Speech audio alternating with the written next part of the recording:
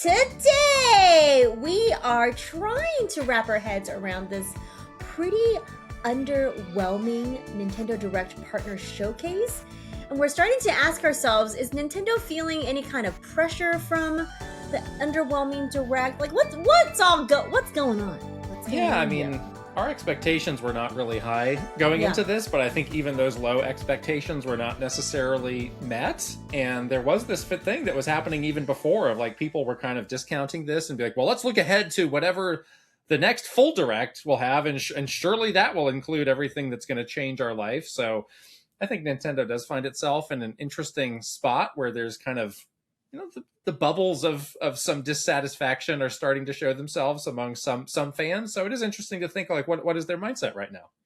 Yeah, it is going to be interesting to dig into that and just think about what's next for Nintendo. I mean, they did just release like record-breaking financials. So it's just this weird place to be in. So a lot to dig into. We're going to dig into obviously everything that we are going to want to react to from this Direct. We do have a separate reaction video as well that you can watch to see what we were feeling in real time.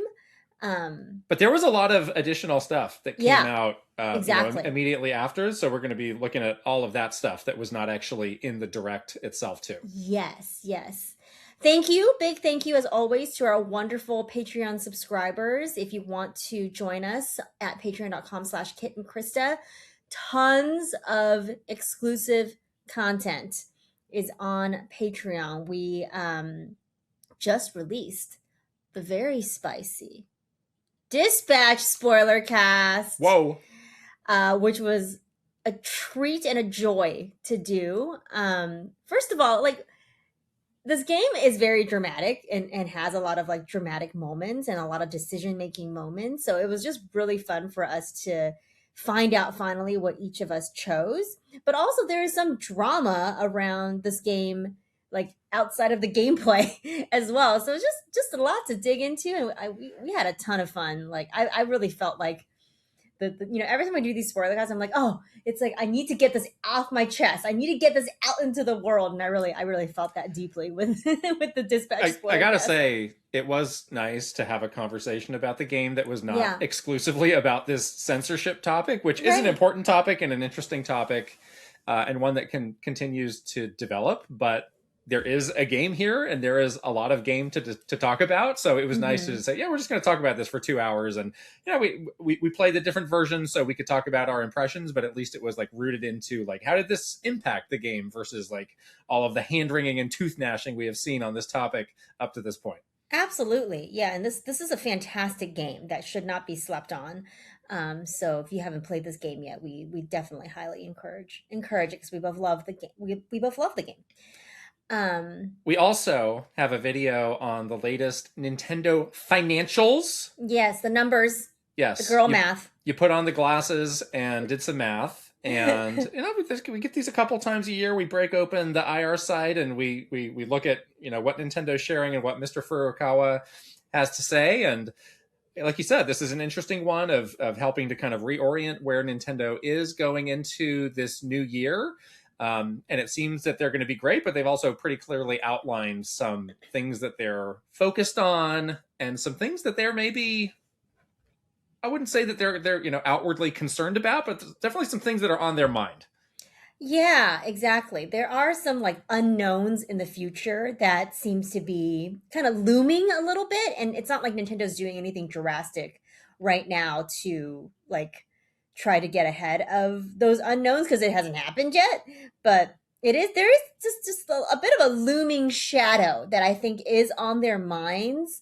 And once again, if we're thinking about the financials kind of in the scope of what they just announced in this partner showcase and what they've yet to announce, for the rest of the year, it is an interesting conversation about like, they're breaking records, they're doing all this stuff. The Switch 2 is outpacing Switch 1, but it's like, how long can this hot streak continue with this sort of nebulous looming shadow kind of on the horizon, whether it's about the chip shortages and the price increases, whispers of a price increase, or like this idea of like, where are these, heavy hitting games? Like all of that stuff seems to be kind of just looming in the corner of all of the great news they announced during financials. So just a fascinating time we to do examine this company. We do have some follow-up news from that we'll have in our news section that we'll be getting to in a little bit. Nice. So more to come on that. But I do want to get into our conversation on the Nintendo Direct, and we'll get into that in just a moment. But first, I'm going to shout out our sponsor. This episode is sponsored by Raycon.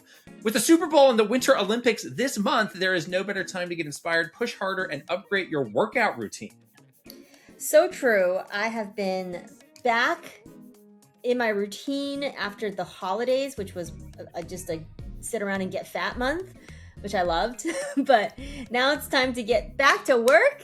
I have been trying out these Raycon open ear earbuds, which are great, but I also do love my, I always love and reach for my Raycon everyday classic earbuds as well. But just a lot of options for your earbud needs, and they're amazing. We've been using Raycons for like 2-3 years now, and we've never had an issue. We've loved them. We use them every day. Yeah, the everyday earbuds are what I go to when I'm doing stuff, mostly because they stay in the ear. So, if you're going on a walk, if you're going on a run, whatever kind of like workout you're doing, like you can feel really confident they're gonna just like fall out. Mm-hmm. And when they fall out, they always do that thing where they bounce like and they're just gone. Them. Yeah. Like under the bed, under the whatever. It's like they're just gone forever. Now, don't worry about that. Those things are going to stay in your ear. And the battery life is so good. Like, that's the worst thing. It's like, all right, I took it with me so I can listen to it. I'm doing this thing. It's like, wait, it's out of battery again.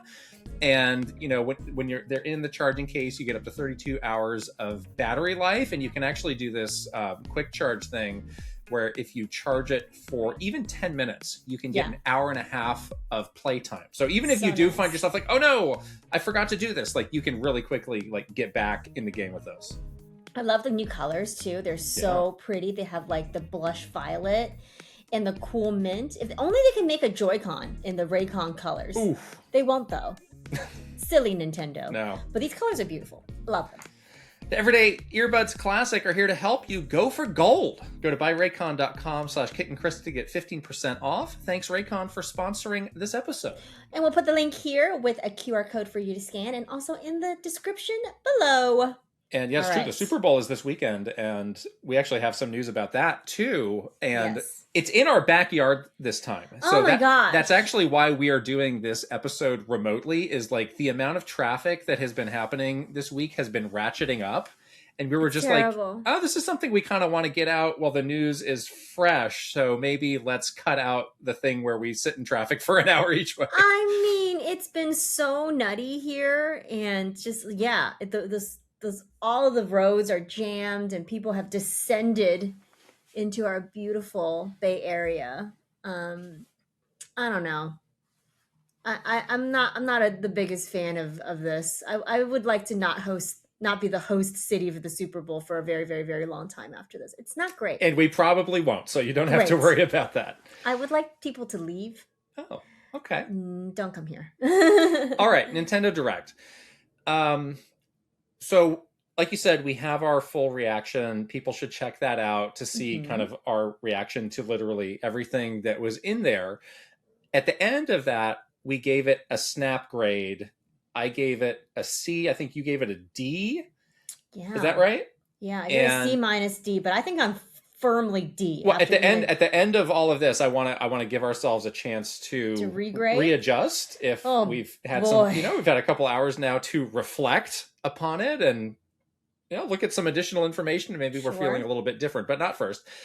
I do want to, so again, like, I think the take is we're not like over the moon over this, but there are some positive things to talk about. So I do want to share some of the things that I think got a thumbs up from us. Sure. I think Orbitals is a game that looks really good. It does seem to be like really like, taking a page out of the Hazelight playbook. I mean, it's literally copying Split Fiction. Yeah, It's the yeah, gameplay and the mechanics are 100% a copycat of right. Split Fiction. But I think what they has it going for it is it has this really cool art style. It has a very interesting look. These kinds of multiplayer co-op games just work so well on Switch, and we're both, always looking for co-op games to play, so we're both really excited about this game. But yeah, it's not like groundbreaking in terms of gameplay, but it is something that I think looks really cool, and it looks really fun. Well, I think also when we were playing Split Fiction, we were saying like, yeah, this is kind of the only developer doing this kind of game. So I think it Right. is noteworthy that's like, yeah, this is kind of a rare style of game to get. Like Hmm. otherwise we're probably waiting however many years for the next Hazelight game. So it's like, yeah, Yes. if you're into this and you have the right person to play with, it's like, it's kind of good to get more of these. Right, right. And again, it's just perfect for the Switch audience. So yeah, I think we're both pretty excited about it, and we'll definitely be playing this game. Yeah. We did get Final Fantasy VII Rebirth announced. That was something that us and a lot of people were predicting that we would get because the Well, that Final guy Fantasy said. guy, Hamaguchi-san, he pretty much came Literally out and was said. like, look for it soon, wink, wink. And we we were a little bit worried about this game because we played it on PS5, and even on the PS5 there were spots where it was like, well, it's kind of pushing this thing pretty hard with these big open world areas, and like on the PS5 the graphics at times could be a little bit soft, but I was pretty happy with how it looked on the Switch 2. Yeah. And we have something a little bit later where Hamaguchi chimed in on like how they were able to do it, but I want to see more. I want to see it actually like running like a chunk of gameplay in the open world. But just from Mhm. this, I was like, wow, they maybe they did it. Yeah, yeah. No, it does look really good. It looks really positive. I was very surprised, pleasantly surprised that it was coming out so soon as well. I think it's June Yeah, of this year, so they're going to be able to bring that like pretty shortly after Remake, which is out now. And I think that's great because if you, I mean, we played this game already on PS5, so I don't think we're like looking for a replay of this, but if you are the person that is jumping into this trilogy for the first time and you got Final Fantasy Remake and you're playing that right now on your Switch 2, having this come out just a few months later while that's like still really fresh for people, that's awesome. Like claps, yeah. snaps to Square Enix for being able to do that. That's really great. It does. Yeah, it's nice that these games are coming out really close together, and it does seem like again the stuff that they're kind of teasing and hinting at. Like it seems like maybe around the summer, maybe at Summer Game Fest, we might get a first look at the third game, which would be Yes. like it's like yeah, this is a good sequence of events for them to get people playing these games on new platforms and excited for the third one. And I just assume the third one will be out on all these platforms at the same time Yeah, since they're yeah, dumping this old exclusivity thing, which makes a lot of sense. So yeah, this is good. exactly. Giving these games a second push seems to be working out for them. Exactly. Yeah. Yes. I did check out briefly, very briefly, the Pragmata demo Nice. that came out, and it looks good, plays great. I'm excited for that game. I hope that's a game where it's like, I don't know. This game's probably not for everybody, but I do hope it finds a good audience. It seems destined to be like a cult classic. I just kind of hope it's not a flop for Capcom because it's so different, honestly. Yeah, I was really happy, and I think we both were, to see that this got a demo because even as they were showing the footage and very clearly trying to explain to you what this game is like and how you're supposed to be playing it and what, this hacking kind of mechanic feels like, it is a very different experience when you play it for yourself and really kind of understand for yourself what this gameplay is. And that was kind of our big takeaway when we first played this game. I think it was at Gamescom when we first played this game. And on the surface, I got to be honest, I wasn't like super excited about this. And I was frankly a little confused about what this gameplay feels like. But as soon as I played it, I was like, oh my gosh, this is incredibly fun and very unique and very different. Not like, I can't really think of another game that does this. So that's great that they have this demo because I think people need to try it for themselves because it's very hard to explain. Um, I agree with you though. I don't think it's going to be like a runaway blockbuster. Everybody's going to be playing Pragmata, but I do think you'll find, um, a cult cult audience or a niche audience.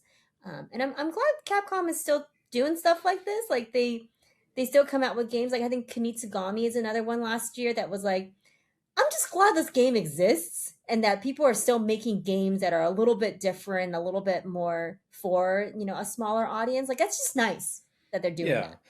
Yeah, that game's a good comparison, and it is a smaller game, a smaller scope game. And you haven't heard, I don't think they ever shared really like what the results of that game were, but you don't hear Capcom like, oh boy, that game underwhelmed, that game tanked our quarter because it didn't meet our expectations. Like it seems like they have the right expectations for these kinds of games, unlike, like going back to Square Enix, they're the masters of like, oh, this bombed, this tanked, this we're going out of drug business. us into the mud. Yeah, like they're kind of the masters of having the wrong expectation for things. So I do give Capcom a lot of credit for that. Yeah, totally. Speaking of Capcom, there's also a demo for Monster Hunter Stories 3. I did not grab that one yet, but I will. Yes. Both of these are really, I mean, these games are coming out like bang, bang, In bang. rapid when you succession. count Resident Evil. So it's a lot of Capcom coming pretty fast. So hopefully this all lets people like get a handle on like, all right, which of these might I be interested in actually getting? Yeah, good thing is that they're all really different games. So if you are trying to say like, oh, I'm hitting a specific player, like some people won't like horror and they won't play Resident Evil Requiem. Some people don't like RPGs and they won't play Monster Hunter Stories. Some people won't play Pragmata because it's weird and different. So you are getting these like, it's literally like February, March, April, I think the cadence of the releases of these three games, which gosh, Capcom really going hot and heavy in the first quarter here in JFM, my goodness. So yeah, I think it's great that they have it. I think I'll be playing all three of these games. I want to play all three. I'd like to. So that's crazy for us and fun. A lot of games to play from Capcom, I guess, in the next couple months. One of the things that we had in our predictions, and I don't know how strongly you were holding on to this prediction, was this idea of Resident Evil amiibo, and specifically the Leon amiibo. Yes. And we got it. What a crazy thing that is. I'm going to tell you right now, that Leon amiibo single-handedly saved this direct from being an F for me. Oh no. I was so bored. Like I was literally about to fall asleep. I was like yawning.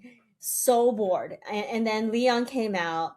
First of all, let me go back again because we were watching the footage for Resident Evil Requiem and they made where he was missing. They made my hot man miss all his shots. Excuse me. That was hilarious. They did him dirty. That was really hilarious. They did him so dirty. He would never miss a shot. No. Let's be real. He is. You can't be an action hero star and be missing these point. I was like, what is Krista recording this footage? Like, what's going on here? I know. He's not me. I can't aim for whiffing with the chainsaw. Oh my god, he striking out with the chainsaw. With the chainsaw, I'm like, come on, my man's would never ever miss with the chainsaw. Let me tell you. But so they did him real dirty in that footage because they wanted to keep it like not super violent or whatever. Even though they have an ESRB rating that was like right 2M. Yeah. So I don't understand what the deal. They gotta get off this, Nintendo. It's kind of like it's really lame. We have more info on the amiibo later, but yes, that was a get hype moment for you. Oh my gosh, I was so happy. Yes. Seriously, I needed something to resuscitate myself from the direct being completely a dud. So Leon, of course, resuscitated me. That was a get hype moment for you, and my get hype moment was Cul-de-Cept, which you really got hyped for this. Even now, like I'm surprised at how few people are talking about that coming out of the direct. I have no idea what this game is. I think it's been a while since there's been like a big one of these, but the one that I played the most of was actually one that I worked on when I was at Bandai Namco. It was on the Xbox 360, and this game was like so good. So give us like an elevator pitch for this game, because I don't think a lot of people know what this is. It's a combination of a board game, a collectible card game, and an RPG. And it is just like so addictive and so well made. Oh, okay. Like it's not like the flashiest thing to look at because it's cards in a board game, but it's like oh my gosh, you get. Is it like Heroes of Might and Magic? Is it kind of like that feeling? I haven't played too many of those games, so I couldn't tell you. Yeah. All right. But you got to play this one. No one is sleeping on Cul-de-Cept. Single-handedly. Wake up, Switch 2 owners. Get on Cul-de-Cept.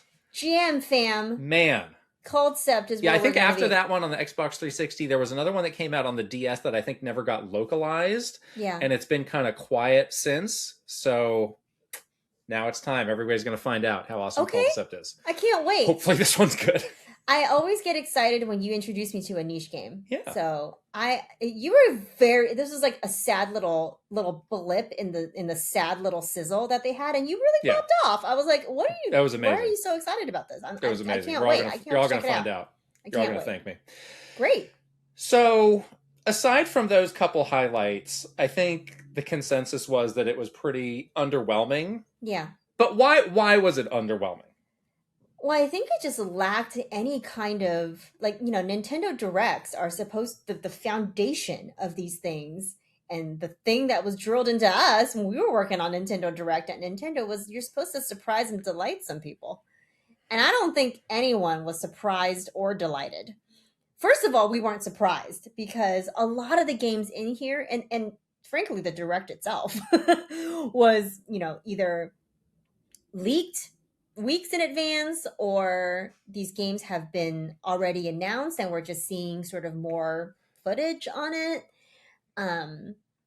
There just wasn't a lot of that like moment of like, oh my gosh, I'm so interested about what this is, and I haven't seen this before. I haven't seen this coming. I'm not saying that it needs to include a AAA title. Even the smaller games in here are either like remasters of old games or games coming over from, this was a game that never got released in the West, or something with some collection from a retro thing. It's like, where's the new stuff? Where's the new surprises? There was nothing in here. So yeah, it was very, very underwhelming in the sense that it failed to deliver the core thing that a Nintendo Direct should deliver, which is surprise and delight. It was very low energy to me, and we weren't even up at 6 a.m. and thank goodness we weren't, because oh my god, if I was up out of your mind, I would have left. Well, forget this direction. I'm going back to bed. We are really learning that there are actually very few things that are worth getting up at 6 a.m. for. Yeah. The list continues to get smaller and smaller. But even then, it was just like, I'm just having a hard time getting really excited here. And the pacing of a Direct is always something that they pride themselves on. And I don't know if there's necessarily a lot they could have done in this case if these were the games they had to work with. But maybe just looking more closely at the combination of updates on games we already knew about, announcements of games that have been out on other platforms, and news on games that are actually new to the Switch 2 and are not yet out on other platforms. Like maybe a better balance of those three things would have made it a little better. I would also say the opener and the closer were both really poor choices. Orbital? That was the opener? A game that we saw recently at TGA's. Yeah. All right. It's just, they're just really poor choices for these moments where like it sets the stage and it leaves you with a feeling, right? That's the whole point of an opener and a closer. The opener sets the stage for what you're about to expect for the next 30 minutes. And the closer leaves you with a feeling. It's like the dessert at the end of a meal that ruins the meal. And I would say both of those, like Orbitals, setting the stage with like, let me show you a game that you saw 2 months ago with very similar footage, maybe a little bit more gameplay, but the gameplay is split fiction that you copied. Like that does not set the stage well for you to expect like what are the surprising things I'm going to get in this, because your expectations immediately is like you're rehashing games that you've already announced, which is what they did. I guess if they wanted to set our low expectations, they did do that. And then the closer, it was like, here are all these really old games. Sure, they've been remastered, but these are all, none of this is new, none of this stuff is new. And frankly, it looked bad. And we'll talk about that in a second. Yeah. But I mean, I think on paper, that's the kind of thing that you can get hyped for on paper, where you're looking at the outline of the show and it's like, oh my gosh, we got Todd Howard and he's going to introduce these 3 great Bethesda games that are, we finally got these games on a Nintendo platform. Yes. But then it comes around and you get it. You're like, it's not that great actually. Yeah. Maybe they got like script tricked. I just came up with that term right now. Script fraud? Script fraud. Yeah, I mean that's how planning for a Direct starts. You do get this like basically like an Excel grid with like words on a page that says like blah blah blah, and then whatever, trailer, blah blah blah, Todd Howard. But I don't know. It really like pacing wise, poorly done. Really surprisingly poorly done. Like unlike Nintendo, usually they're so we always compliment them. They pride themselves on the meticulous pacing of these directs, and this one was just really they like really missed the mark on this, and I was frankly surprised. Yeah. One of the things we were asking ourselves in our predictions, and a lot of people were, is like, so are they going to sneak in some first party game that they shoehorn into like, oh, well, this is actually a partner for, whatever made up reason. Yeah. We didn't get that. And Right. you were kind of throwing out like, oh, maybe Fire Emblem could be a partner game. Like, are you actually disappointed now that was in there? That would have not made a difference in terms of like, really, yeah, like that really bad. Remember that really bad partner showcase in June of last year, where it was kind of the similar thing, where it was a real like low energy. That was the one where they shoehorned in Hyrule Warriors, but gave us no information. We were like, why is this here? This is so weird. So like, I honestly think like, yes, sure, I would have loved to see anything about Fire Emblem because I want to know more about the game and learn more about it. But if it was that sort of comparison of like Fire Emblem gets shoehorned into a bad partner showcase, just like what happened with Hyrule Warriors, it wouldn't have saved this thing. Okay, that's interesting. Yeah, it wouldn't have saved it. Yeah, I have a pretty like strong opinion on this, where it's like, even if it hurts the direct, I don't think these games should be in there. Like, I don't like the bending of the rules, the blurring of the lines that nobody understands. Like, I think if you're gonna do a partner showcase, really treat it as such, because you have all these other opportunities and channels that you own to do anything you want with these others. So like, kind of maintain the purity of that, even if it is to the detriment of the direct. Yeah, I'm kind of a hardliner on that. They shouldn't have opened the door with this in the first place. They should not have included Hyrule Warriors. And then it was, remember, Endless Ocean before Endless that. Ocean and again, I'm like, what is the justification for this? I don't understand. That's their fault. Problem of their own making. They did this. They did this and caused this kind of confusion and confusion around expectations, because once you do it once and you crack the door for potential games like a Zelda game, which is what Hyrule Warriors was, to be in a partner showcase, you're the one that cracked that door, and now people are going to have certain expectations, or be confused, and that's something that they did, and they made a mistake doing that, I think, for sure, because while I was like whatever about it, I think there probably is a lot of people that are like, well, Hyrule Warriors is in the last partner showcase. Where's Fire Emblem? And that would have saved this direct. This direct sucked. Where is my, where are these bigger partner games that you have? Intelligent Systems is not owned by Nintendo, so where is this game? So they're causing this kind of expectation failure and confusion. So that's really unfortunate. One of the things that we and a lot of other people predicted was some sort of an update on the Switch 2 version of Elden Ring. And we got nada. We got nothing. Where is this game? So I think it's fair to ask, like, where is this and what's going on? I have an alternative point of view on this, where it's like, this is actually good news. Like, this shows that they took the feedback to heart and are taking time to improve the game. I think there's a limit to how far they can wait before people just start to lose interest entirely. But, based on what we saw when we saw the game over the summer, it did need a lot of work. So I actually feel better about it not being here. Like, if we get to the next thing and there's no update on that, then it's like, oh, it's getting to be kind of a long time. What are you doing? But for now, it's like, yeah, take the time and make this as good as you can. And maybe please include that save data transfer while you're at it. I'm just very curious about like what is going on. Like it definitely seems like there is major issues that need to be remedied. And yeah, I mean, I agree with you. Like, don't put out a inferior game. Like, this game deserves the best you can make it because it's such a fantastic game. It would be so very unfortunate if somebody's first experience of this game is on a Switch 2 and it's a subpar experience. This is my favorite game of all time. So, I mean, don't ruin it for somebody that has never played before and have their first experience be bad. Fix it until you don't have that issue. But at the same time, this is a really old game at this point. It is like you know, 5+ years. Oh, is it 5? Oh, God. Wait, no, it's not. Oh, no, it's not. It's not. It can't be. I got confused for a moment, but it is years old. I mean, 3 years. I think it's 3 years Sure. old. Yeah, Yes. and then they had Shadow of the Erd Tree, which kind of resuscitated the interest in the game for a while. But like, this is an old game, Like, this is not something that everyone is still like day to day talking about anymore.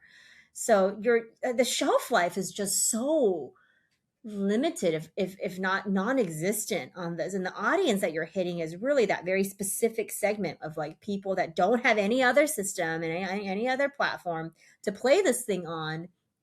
They missed this game 3 years ago or whatever, and this is their only opportunity to try it out. Like, it's just tough. It's really tough for this game, and it's concerning how long it's taken, and the long silences we had on this. It's very concerning. It's like, but it's like the question you can't help but ask yourself is like, can they fix it? Like, can they do it? So yeah, until we see more, I think these are the questions people are asking themselves, and also the interest just like slowly wears away.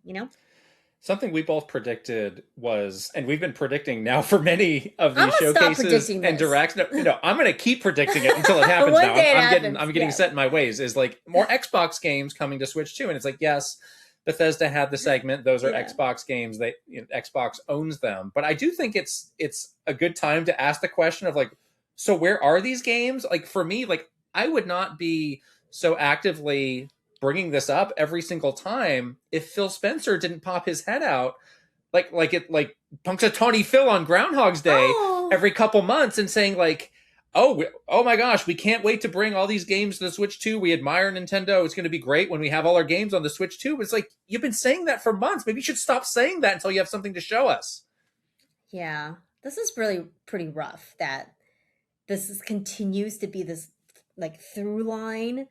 Like, every direct, people are expecting them to have some kind of Xbox segment or some kind of, Xbox blowout, or Phil Spencer to come on and say a thing or two. But it's like, what's the deal? Like, what's actually going on? Is it like a dev kit issue? Is that what it was? That was our just, out of nowhere guess. Our armchair theory. Nintendo didn't want to give them dev kits because they saw them as like, yes, you're equal parts partner and competitor. Yeah. So guess what?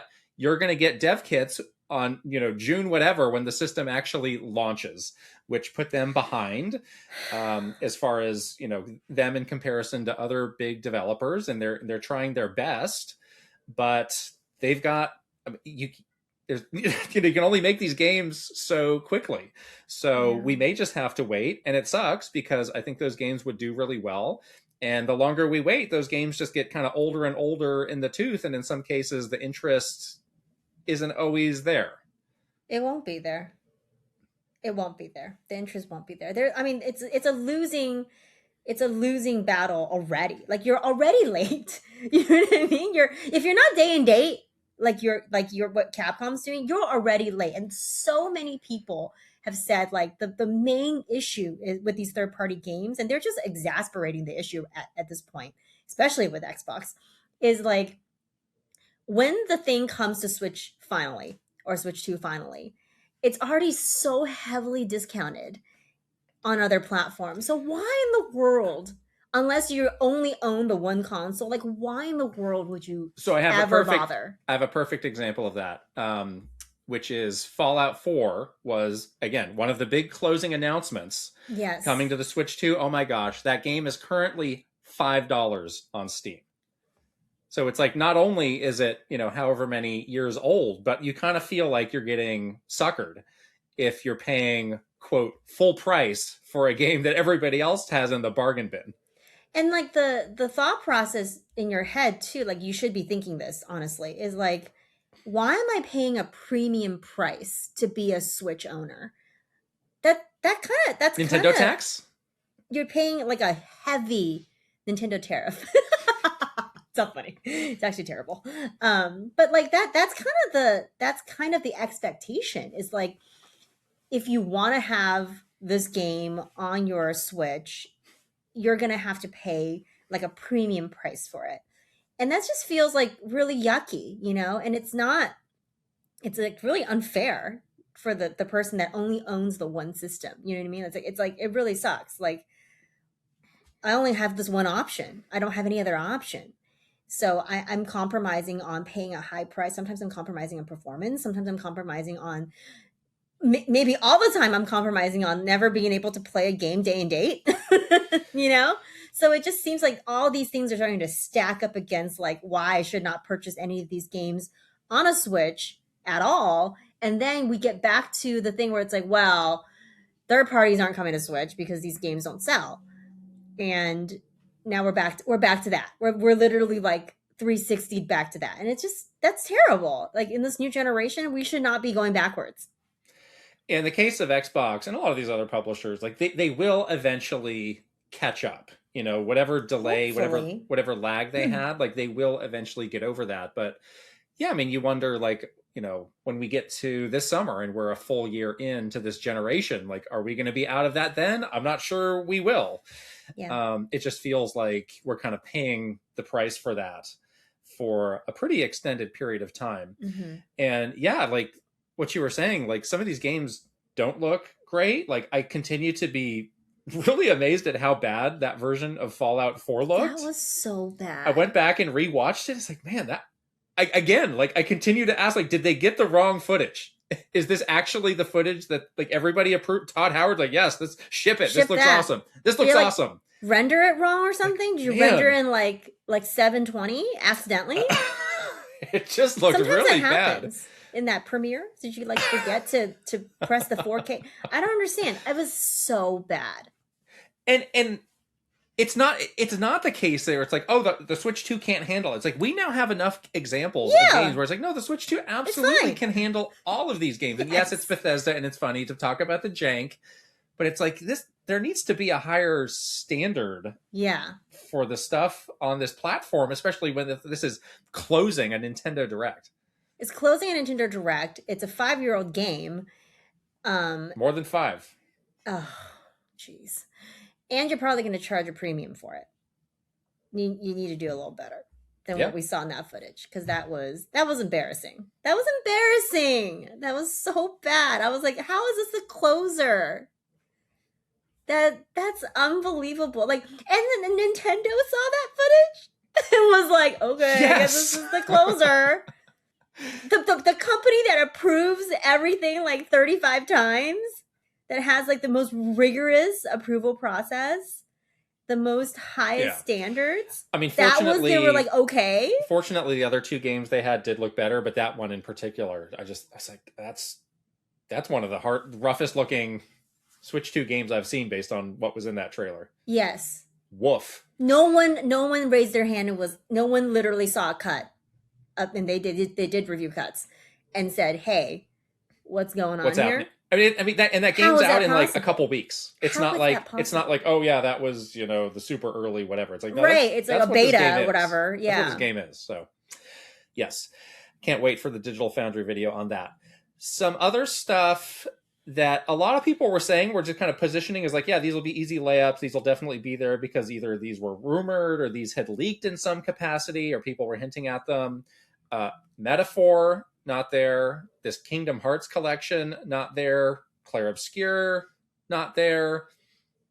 I mean, it's fine. It doesn't mean that these games are never coming, but I do think that hurt the perception of... in this round of predictions for this Direct, I was surprised at how similar a lot of the predictions were. Like, normally there's a lot more variance of stuff that people are saying could be there.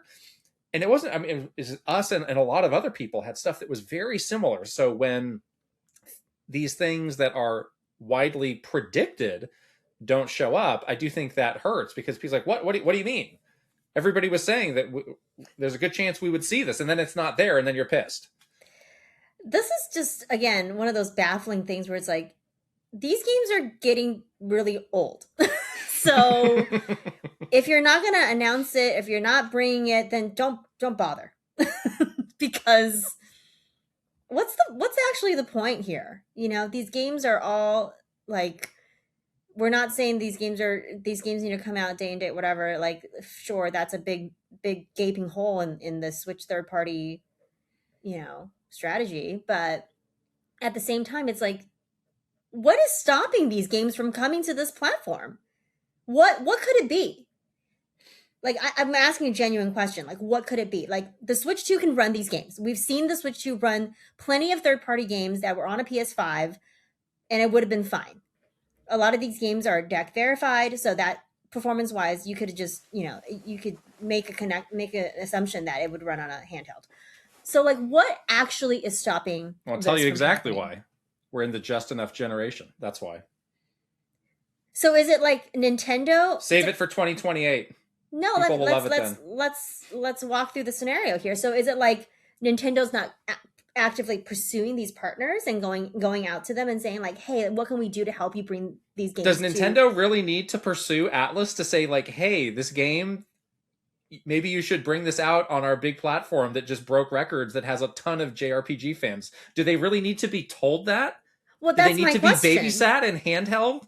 That's my question. So is it Atlas? Is it like, let's say, is it Atlas? Is it Sandfall? That's like, nah. Well, I mean, the case of Sandfall, like, there are a lot of questions about Unreal on the Switch 2. Like, True. So that could be heard that. There could legitimately be an engine issue where it's like, we actually don't know how to do this on a Switch 2, and that would be real bummer if it did. Why is that engine so...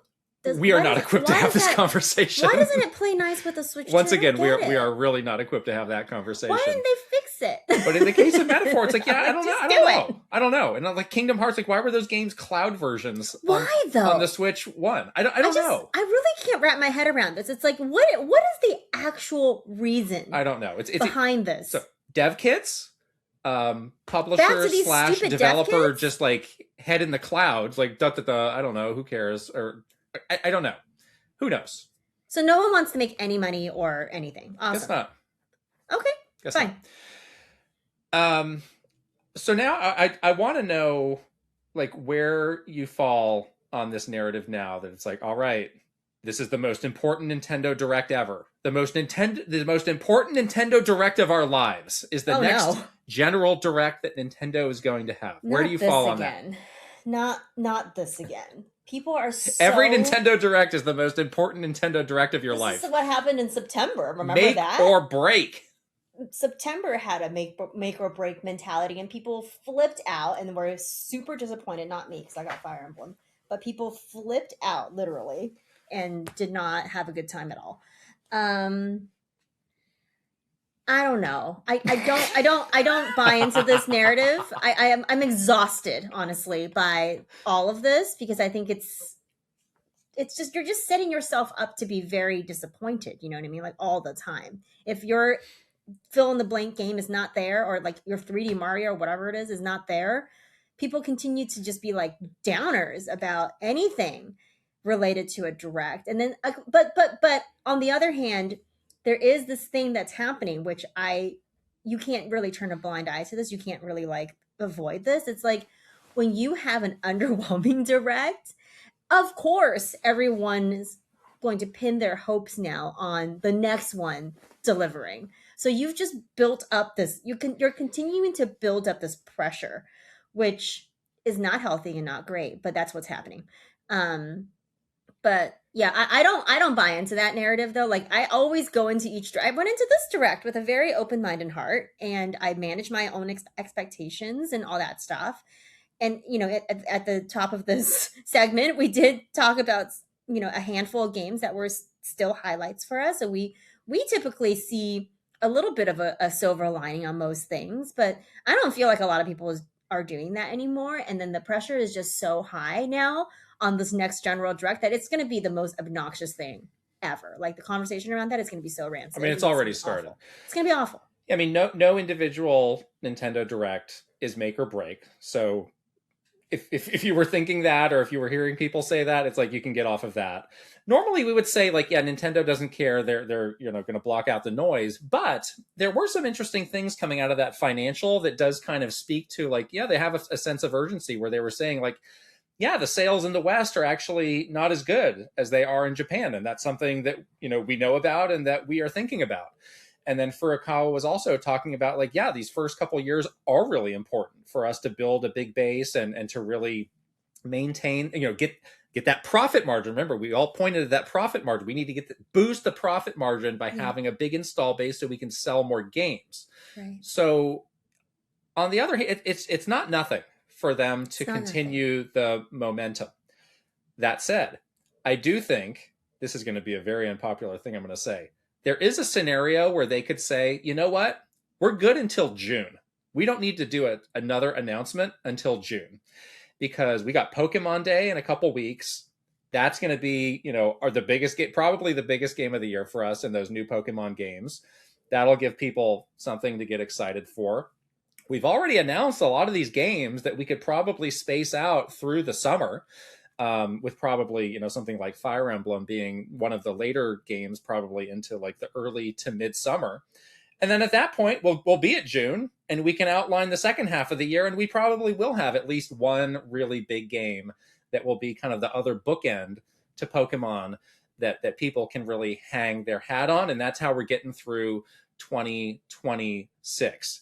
And I know that's absolutely not what people want to hear. People want something bigger that they can get excited about, but we have been a part of those conversations where it's like, yeah, here's how we can space everything out and be efficient with it and not just blow some of these big announcements that we have. And we've seen people like, we've been in that position before where it's like, we've almost exhausted all of the announced games, and people freak out because like, well, there's no games announced for the Nintendo Switch. They stopped making games for the Nintendo Switch. It's like, no, we're gonna announce more. We've been making more. Like, what did you think was going on? Just taking a vacation. The entire company's taking a 3-month vacation. Everybody take a deep breath. Nintendo is making a video game. Believe it or not, a 3D Mario game will exist. A new Zelda game will exist. Everybody take a deep breath. Yeah. I actually wasn't buying into a March or April Direct to begin with. I always thought it was June. Oh, now it's a February Direct. It's like next week. The 1-2 punch. They've been clearing the decks. I see. And again, anything can happen at any time. They did it anything before. Is possible. They did a Direct 1 week after another Direct. Right. They've done. They're zany enough to do it. They've done any combination of zany things, but if we get to June and this is what's happening, people are going to freak out. I shouldn't even say that. People are going to freak out. I don't see that being an out there strategy for Nintendo. Like, for sure. Like, people don't like it. Obviously, they want to know. They want to know. Yes. They want to hear about the next big game. But yeah, like, we even at the beginning of this year, we're like, the calendar of announced games, we kind of know it.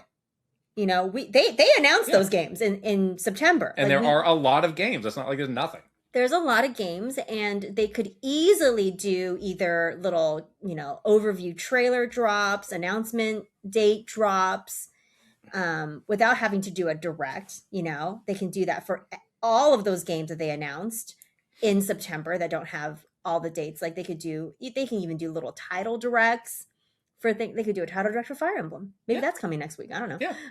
So there's lots of options for them. It does not always have to be in a general Nintendo Direct.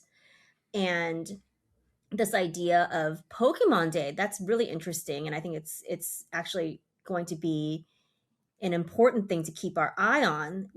More so than typical years. It's like, we're pretty sure, like 99% sure, they're announcing the next Gen 10 Pokemon in that February 27th Pokemon Day, Pokemon Presents.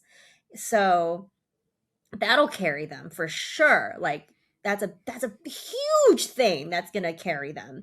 And Pokemon for sure is like, can y'all like clear your deck so we can do our thing? In a couple of weeks. This is a big thing for you too, Nintendo. Like, we're celebrating our big anniversary. We got a lot of stuff going on. We're gonna announce these big games or whatever. So yeah, it does seem like, there's plenty for them to do without having to do a general direct. But yeah, I'm sure people are not feeling it because, again, you've underwhelmed so many people at this point with this thing that now the pressure has built for the next thing. Like, the more that you're underwhelmed with the thing that you just saw, the more you're expecting the next thing to finally change your mind, and that's not a good place for anyone to be in. But I think that's where most people are. Go put another 1,000 hours into Splatoon 3 and they'll be ready for you when you're done with that. Do you want to adjust your grade? No, I'm giving them a D. D. They're lucky they didn't get an F. Thank goodness they had Leon. Leon fixed everything, even though they did him dirty in that direct. I'm staying at a C as well. It's bad. We'll just move on, you know? Not even average. Like they failed this. Like you're getting called into the Well, that's not what a D is. Well, D is like F is fail. Below average. Do you want to give it an F? No, Leon was there. I cannot. Oh, okay. Let's look at what our Patreon subscribers graded the direct. We did a little poll right after. 6% said A, 30% said B, 38% said C, 22% said D, and 5% said F. So a pretty even, kind of like right in the middle distribution, with a lot of people aligning around C. Dexter S says, very strong third-party showing. I feel like in another timeline, Nintendo fans would be over the moon with the support, but in today's world, it's a Thursday partner direct. To be honest, I don't think anything short of a megaton announcement like GTA 6 would have moved the needle much on this one, and people are a bit unfair with their rankings. Okay. What if they just dropped the Nintendo Direct branding? It's just partner showcase. Would that help? No. Does just the word Nintendo Direct inspire such a mania? They've built this. This is a cage of their own making. They've built this. All right. They've built this cage. Zach says, it's disappointing to come out of a direct feeling zero surprises, especially because the Resident Evil, Pragmata, and Monster Hunter segments gave us basically no new information on the games itself other than having demos and amiibos. Every other announcement was kind of a nothing, a port, or we could see it coming from a mile away like Rebirth. Those announcements for demos and amiibo don't require a direct. They can be a nice tweet or something. I'm giving this a D. Orbitals is a really cute game. I hope it has similar variety to It Takes Two. Zach is basically me. And then finally, Ninja 11's coming off the top rope. I had low expectations. If there was even one single previously unannounced game or port I was excited for, then it would have met my expectations. It didn't meet that expectation for me at all. F-tier direct. Dang. The stuff they announced on Twitter and Nintendo today would have made for a more entertaining direct. I'd rather hear about the talking flower and Wario's aroma of the day than hear 30 minutes of games I don't care about. Wow. We would all love a 30-minute direct on Wario's aroma. I'm so sorry. I have to mention one other game that we totally forgot about. What? Elliot. Yeah. Our precious Elliot. Perfect. Elliot was a bright Love spot in that direct. You also had this thing in here. I didn't realize that there is like a collector's edition for We're Elliot. going to get to that. Don't worry. Oh, we're going to get Don't worry. We're going to get to that. I'm excited to talk about that. It is time for us to shout out our next sponsor before we talk about Elliot and other news from the direct. This episode is also sponsored by Function Health, and it is currently National Heart Month, which is a great time for all of us to take a moment and think about our personal heart health. Yeah, health is wealth, as I always like to say, and Function Health is designed by these world-class physicians. They're trusted by hundreds of thousands of members, and you can really use it to find out everything about your own body and actually take some action against it. Take control of your body. Yeah, there's just a lot of information that a normal doctor's checkup doesn't necessarily get. Like you might look at your cholesterol score and say oh, everything's good, but there's things like lipoproteins that often don't get tested but are really important. And they're just skipping over these key markers that could really change your perception of your health. And that's where Function Health comes in and is going to give you that information to help you understand if you might need to do something. And honestly, there's also a lot of things that are genetic, things that are just not necessarily apparent to you yourself as you're living your life or to your everyday doctor as well. Yeah, you really can't manage your health if you're missing like half the information about your own body. So this will help you fill in all those gaps. Exactly. So own your health and start with your heart. Function gives you access to 160 plus lab tests each year, including advanced markers for heart health, inflammation, stress, hormones, and toxins for $365 a year. That's $1 a day. Learn more and join using our link. Visit www.functionhealth.com/Kit and Krysta and use gift code Kit and Krysta 25 for a $25 credit towards your membership. And we'll put the link right over here with a QR code for you to scan, and also in the description below. All right, back with more news from the Direct. This is stuff that kind of came out after the fact. Yeah, quite a bit of stuff, actually. We were talking about how in the Resident Evil Amiibo segment, they just kind of blew through that like really fast. So it's good to just understand like what these things are. So something I didn't catch, or maybe they didn't say it, I just missed it. So these are coming out in the summer, not day in a couple weeks. The game. Yeah, have to wait so many more months for my baby. That's kind of too bad. Scanning the amiibo will unlock weapon skins. We did see that in the Direct. What do you think of the look of these? I would love to get a closer look at Leon's face. If possible. Face, arms, and abs? Yes. There's something about the way Capcom is doing the hair in these latest amiibo, this and the Pragmata one, it just kind of looks like old spaghetti to me. That I don't know what. It's a little chunky, a little plasticky. And I'm definitely willing to compromise a little bit if this helps make the price more reasonable. But I think these are kind of like right on the bottom of my quality threshold. Is there a price for these at this point? I have not seen a price yet. Okay, so we don't know. Not coming out till summer, so we got time. I do like how he's holding the axe. Yeah. Because that is like a cool thing that they've added to the game for him to, like a cool tool for him to use. Yeah. So that's cool. That's nice. I like that. I'm very uninterested in Grace. So definitely only getting the Leon. I don't think I would get that one. Yeah. Only getting the Leon. Here's a roller coaster. So after the Direct, Machine Games, who's the developer of Indiana Jones and the Great Circle, went out and posted this picture of the game card. And look what's not there. It's not a game key card. Shock. So this game is actually a full game on the cartridge, which is interesting and surprising. And I think that got people excited of like, oh, well, then maybe this Fallout game and this Elder Scrolls game and maybe all the future Xbox games will be actually full games on the cartridge. That's an exciting future to consider. But wait. Guess what, though? Fallout 4 and Oblivion, and also the future physical release of Skyrim, which already released digitally. These are codes in a box. It's even worse than a game key card. It's wow. More useless. It's more useless. Everybody come down from that high. So let me just get this straight. So not only does Fallout 4 look like doo-doo, it is a game that is also a code in a box. Wow. You're just setting up this game to fail. You're like literally taking this game and putting it on top of a pile of logs and lighting it on fire. Because... Step 1, put your code in a box. It's just like, what? You're all part of the same company. How did you arrive at these two extremely different outcomes? That's what I don't get. And it's like, maybe, Machine Games was like really adamant of like, we have to do this. Oh my gosh, we're listening to the fans. We really cannot. And maybe the more like, internal Bethesda side is like, yeah, whatever, code in a box, who cares?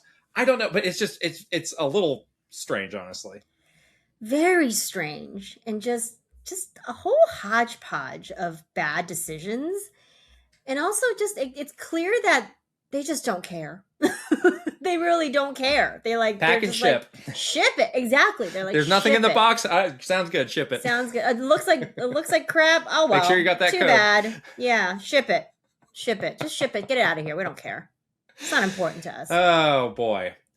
Taking a slightly different approach is Final Fantasy VII Rebirth. So we were praising Square Enix for, even though Remake is a game key card, they did do some premium stuff with the package for that, and they're continuing that here with Rebirth. So it is still a game key card, but it has a reversible cover that looks very nice. It does continue to have magic cards, although in this case I think it is just one card versus the pack. The pack was cool. And it is the Zack Fair card with art from Tetsuya Nomura. Zack Fair is the hotter one of the bunch. Hotter than who? Cloud. Oh. So at least that's something. And then you also do get, if you pre-order this, some in-game content as well. So I'd say it's not quite as nice as the Remake package that I did pick that up. It's certainly better than most. Are you picking this up? I don't think I need to, because I have this game on PS5 with two discs. Oh yeah, 2 discs. And I played that. Well, that game came out 2024? Like that's still kind of recent. Like it's, I don't think I honestly don't think I'm going to play this on Switch. But then you won't have the trilogy on a Switch. I don't care. You don't care about that. You don't need to have like the 3 games together on a Switch too. Nah. All right. I mean, maybe I'll pick it up if it's like on some sale, some like Black Friday or something. But okay, yeah, that's fair. The game itself is 102 gigabytes. It's huge. That's a lot of gigabytes. That's like double the size of Cyberpunk. It's crazy. So that's, and they've talked about the reasons why these games need to be on a game key card. It's the size, it's the data streaming, all of that. The disk speed. But they did talk. So Hamaguchi-san, he got out there with a hot tweet talking about kind of how they learned a lot from the Steam Deck version. I'll just read, and this is translated. This is the like Twitter auto translation, so take it with a grain of salt. But here's what he said. We're using what we learned from optimizing for the Steam Deck to improve the Switch 2 version as well, including reducing the overall data size. The development team is leveraging the knowledge gained from optimizations for the Steam Deck while also pushing forward with optimizations for Switch 2 and working on reducing the size. Okay. It's still a pretty big file, but you do your best. Yeah, try your best. This quote though does kind of indicate that games that are on Steam Deck, that is a good kind of test bed for exactly. so if we can do it there, we can do it on a Switch too, right? Yes. So why not? That was always a hunch that we had, and hearing him say that, it's like, yeah, that's something we're going to continue to look out for. When there's questions of like, oh my gosh, how can they do this on a Switch 2? It's like, well, if they did it on a Steam Deck, unless it's Unreal Engine, apparently. Yeah, yeah, oh, exactly. Man, the Unreal Engine. It's ruining everything. Gosh. You mentioned the Adventures of Elliot Collector's Edition. So there seem to be 2 versions of this. There is the full-on Collector's Edition. This includes a physical soundtrack on 4 CDs, as well as this, I guess this is a clock? What do you think this is? This is a clock, yes. A statue/clock with the little fairy character. Mm-hmm. Yeah? So that's $230. And then also this tweet mentions that there's another version of this that's $160, but I'm unclear on what is not, maybe that statue is not there. I don't entirely know. Right. And you can get this with a Switch game, a PS5 game, or an Xbox game. So it's not like a Switch exclusive collector's edition. Man, 230, that's a lot. That's kind of expensive. It's really steep. And then 160, it's like just for the soundtrack and the game. Like, how much is the game? 60 or 70? I mean, it's probably 60 or 70. That just seems that's a lot. That's a lot. Yeah, I love this game, but I'm not getting this. I'm absolutely not getting that. No. People found that there were some differences in the Japanese Direct. One, did you know that Shohei Ohtani made an appearance to introduce the latest Konami baseball game? That's cool. Okay, that's very cool. But the thing that really hurts, the thing that I am going to make this my personal cause to change this, is there is a Goemon collection that got announced that includes 13 games from the Famicom, Super Famicom, and Game Boy. That is Japan only. Region locked. We're back to region locking? I don't know if it's region locked. Oh, it's not region locked. But no, it says region locked. It's only in... Oh, that's the Steam version. Oh. Yeah. I think I could probably still get this, but it is all in Japanese. So that's not ideal for me as a gaijin, but... That sucks. They should bring this. Why not bring the hard to localize? I mean, I guess it's hard to localize 13 games as maybe too much, but it's like, man, in a perfect world, there's a lot of people that would be all over this.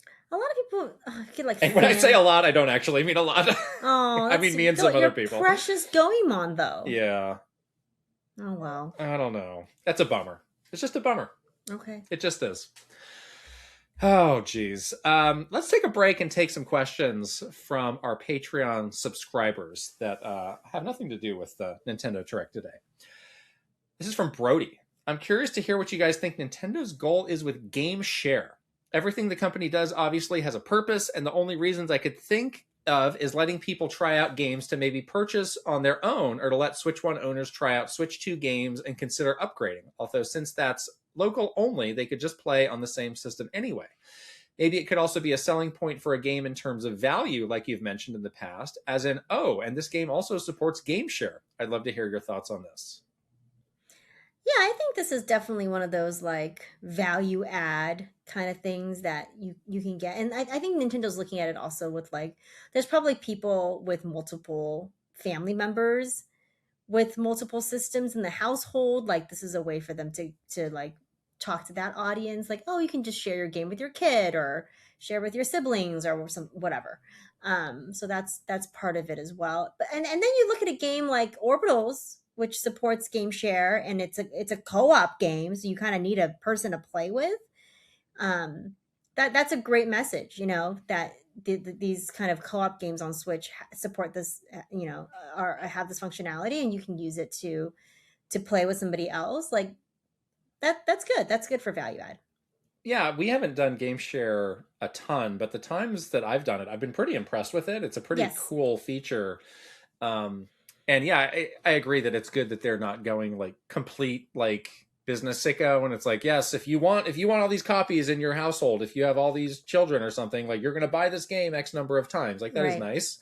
I do think there is also some like the fact that you can share from a Switch 2 to a Switch 1, I think entices some Switch 1 owners to perhaps get exposed more to games on the Switch 2 and give them, it's like, hey, you got a taste. Wasn't that cool? Wouldn't you want to play that on the Switch 2? Don't you want to Switch 2 now?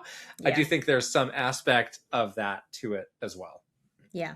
Definitely good for like enticing people. Give them a little, what is it, gateway drug? Give them a little gateway Something drug. Like that, yeah. Yes.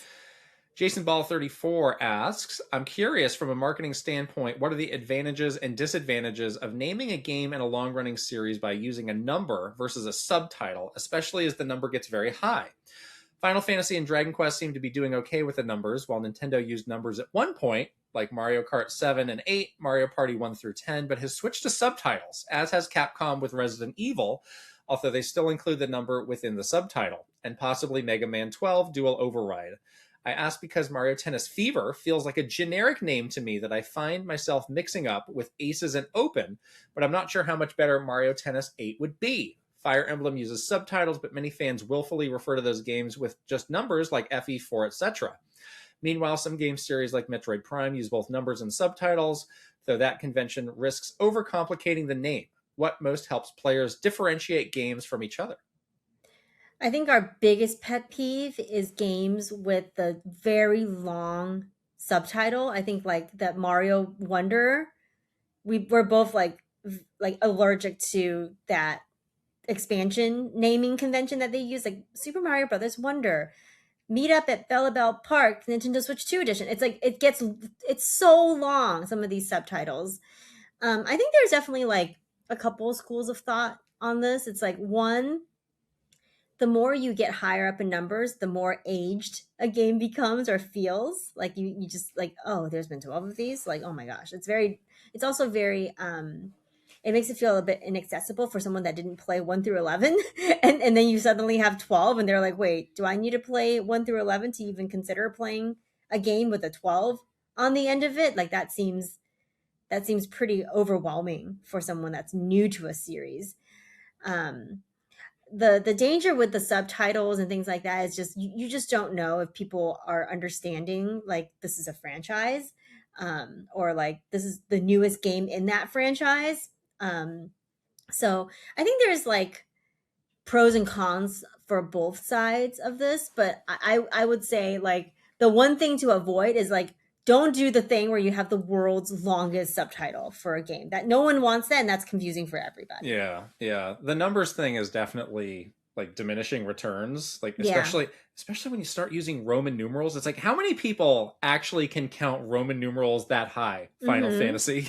Yeah. Can people count up to 16 in Roman numerals? I would question that maybe not everybody actually knows how to do that. Right. And yeah, it just does raise a question if you're new to this of like, whoa, I'm a little late to this. Is this actually for me? And they can try all they want to convince you like, oh, this is a standalone thing. It's fine. Like some people are just not going to get over that. I think like like honestly, anything past 3 even, it starts to get like a little much. So I do like the subtitle option. Like 3, you can like say, oh, it's a trilogy. Like Right. people understand that concept. Like people can group things together in 3. But once you start to get more than that, it's like, wait, how is this related to that? And again, the same question of like, well, I don't know those. You can start to hurt yourself. I totally hear you on the generic names of the subtitles, and I think Nintendo's definitely done that, of having names that are too long or that are just a little bit boring. But if I had to choose a subtitle versus a number, again, once you get over 3, I'll go with the subtitle.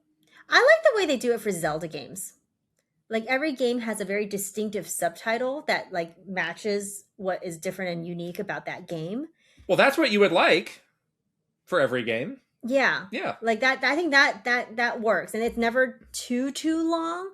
Although The Legend of Zelda in and of itself is kind of long, Yeah. and then you tack on like Tears of the Kingdom or like Ocarina of Time. It does get a little bit long, but I like the way they do it because you do know right away like, oh, Ocarina of Time. Okay, this game I kind of like I can kind of in my mind, if I've never seen or played or heard of this game before, I can kind of in my mind like make some assumptions that are probably correct about what this game might be like. Like Breath of the Wild, like that game was all about exploration, and when we heard the subtitle for the game, we're like, oh, it's perfect. You know, it really represents like what the unique aspect of this game is. So that is, I think, probably the best way to do it if you can, but then not everybody can, and then it gets if it's like a really long generic subtitle or a number that gets up to 16 in Roman numerals, it gets a little hard to distinguish. But remember, Krista, Tears of the Kingdom was such a big spoiler. We couldn't tell anybody. It was Tears of the Dragon that was a spoiler. They changed the name. Couldn't tell anybody. They changed the name to Tears of the Kingdom because Tears of the Dragon was too much of a spoiler. That's what happened. Tears of the Dragon is kind of a spoiler, TBH. I'd say, oh, you wait a second. Don't put yourself in that corner. Let's continue on with more news here. And we've got more stuff that came out of Nintendo financials. So something that people were pointing out was that Metroid Prime 4 was not in any of Nintendo's sales charts. And noting that, well, that means that the game hasn't cracked 1 million on either of the platforms that it's on, which was, leading to a lot of conversation of like, so did it really bomb, or what does it actually mean?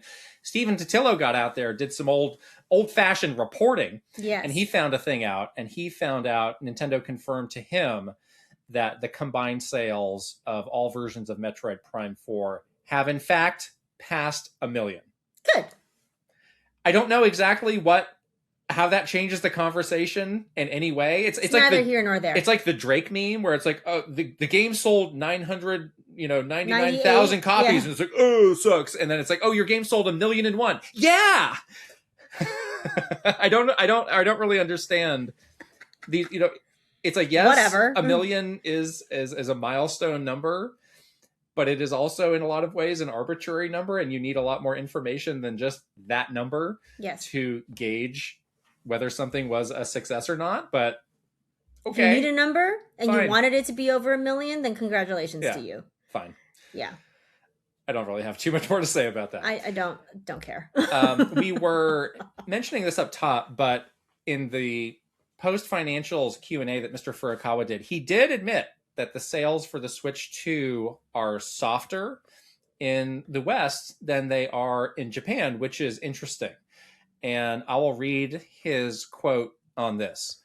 While our forecasted global hardware and software sales volume remains unchanged, the breakdown by region and product is based on different assumptions from the revised forecast announced at the time of our second quarter financial results announcement. Furthermore, as you understand, domestic hardware sales volume exceeded our expectations. That's Japan, domestic, while overseas sales were slightly weaker than our expectations. We believe that the reason for the stronger than expected hardware sales in Japan is that amid the continued momentum of the initial launch of the Switch 2 hardware, new titles such as Pokemon Legends ZA Switch 2 Edition and Kirby Air Riders released during the holiday shopping season, leading to a relatively high trend of existing Switch owners switching to the Switch 2 compared to overseas. I mean, do we really need to overthink it any more than the fact that the hardware is like $100 less in Japan? Yeah, I don't think we do. Do we really need I don't think there's any other to reason hypothesize except, any deeper than that? yeah, there's no other reason except that it's way cheaper, like a significant Drop the amount price cheaper. here $100 and see what happens. Bet Try you it, have some Nintendo. success in the West. Find out. Don't drop it now. I already bought mine. Other people need to suffer just like you did. Give me a discount. Give me a rebate. You know what you need?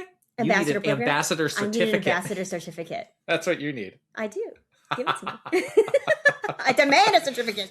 Former Nintendo employees call for ambassador certificate as Switch 2 sales falter. Here's the headline right there. The headline. There's the headline right there. We're gonna get algorithmed. It is truth though that those games in some cases are a bit more geared towards the Japan audience than the Western audience. That was, remember that the Chris Drink quote that he got at the pub.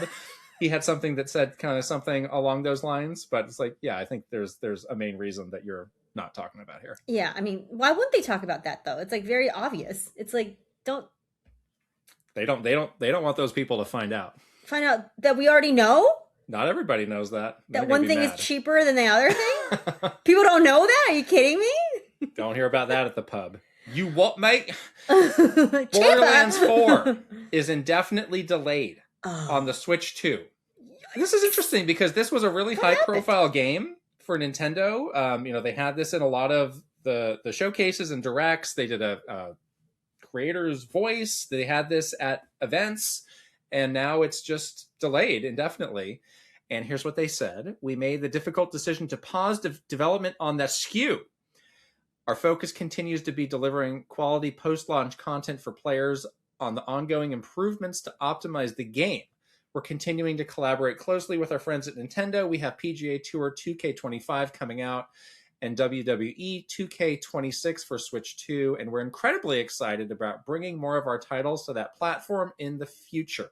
So they're basically sacrificing porting this game with using those resources to continue to support this game on other platforms, is what it sounds like. I mean, it kind of sounds like them admitting like this game's kind of a mess right now, and we kind of need to get those versions that we have out right. Yeah, that are already in the hands of players. Introducing more. Right. No, I think that makes sense. I don't think that's an unreasonable thing to do. Like, I do have that worry in the back of my mind of like, are they just going to cancel this? Like quietly of like, oh, that didn't work out, and just, wash their hands of it.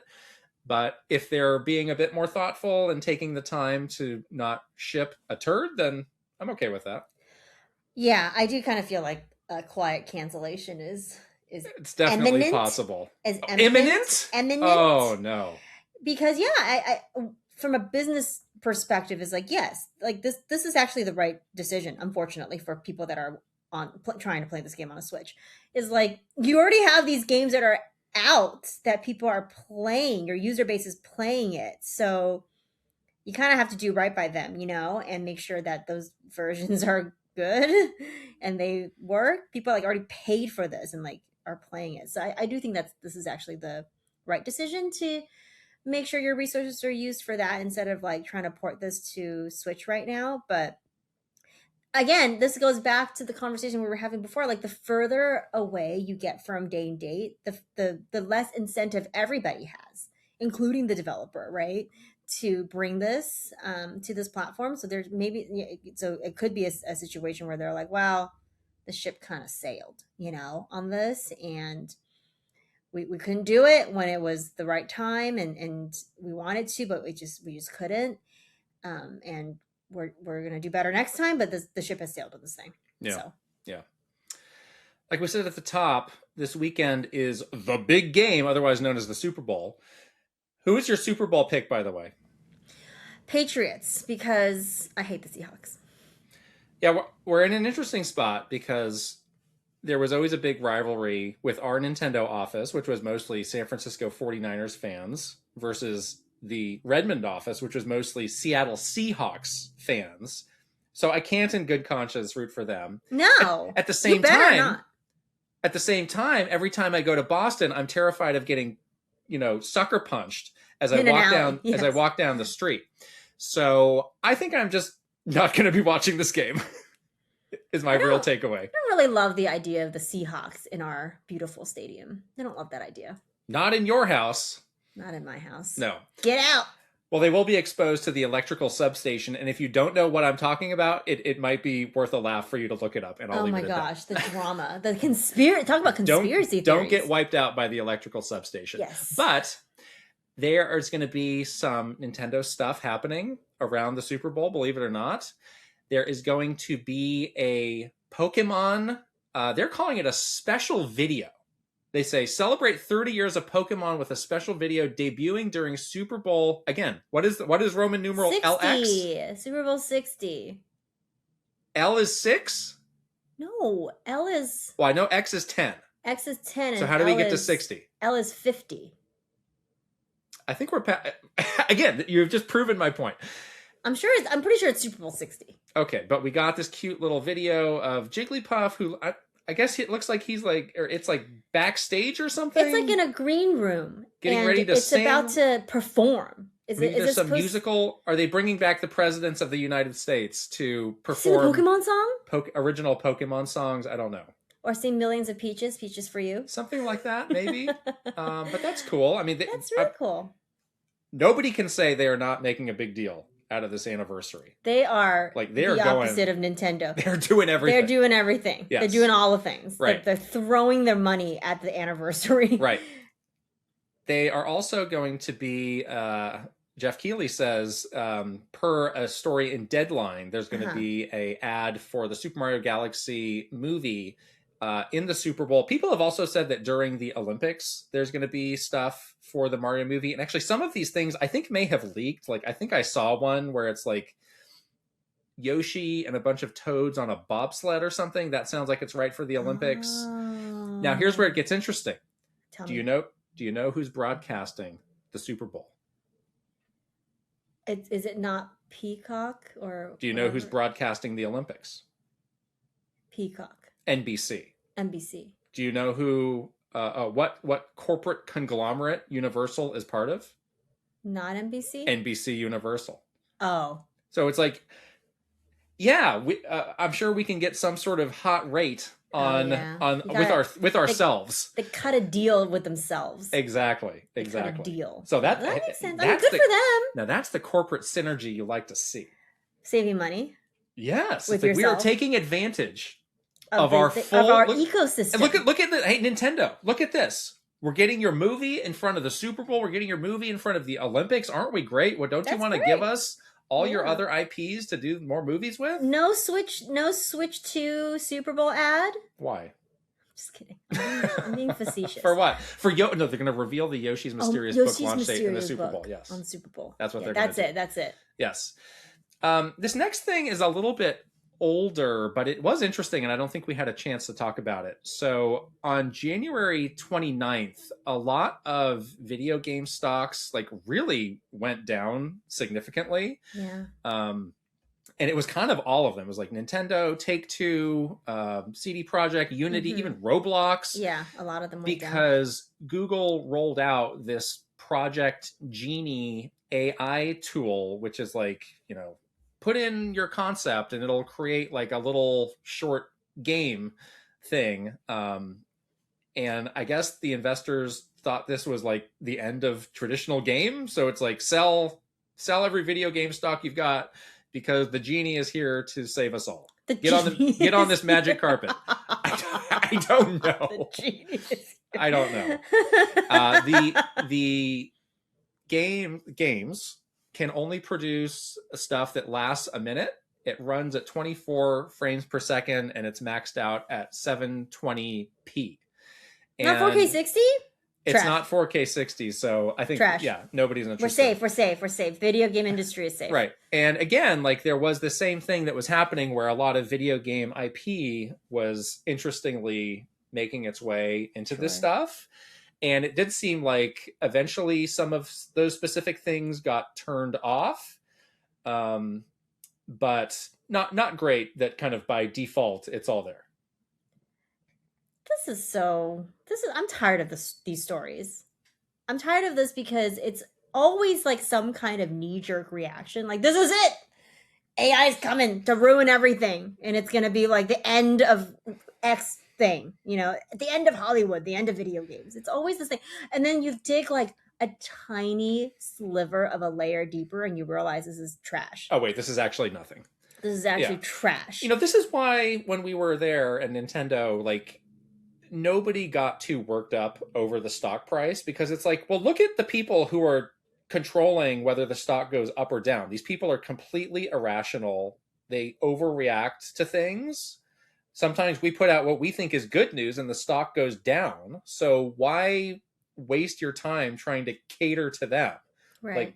Like, in the long term, it'll go where it needs to go, but you're kind of setting yourself up for the wrong thing if you're kind of day to day living and dying with this. Yeah, exactly. And again, it's not an indication of like long-term failure is the thing. It's like as soon as another thing, it's kind of like a Nintendo Direct. It's like as soon as another Direct gets announced, like the opinions change. Right. So it's one of those things where it's annoying that this happens, because again, it seems to have, it's like a cycle now. It happens every time. Anytime there's some AI tool that gets announced where someone shows like a 30-second trailer of what could look to be a Zelda game, people panic.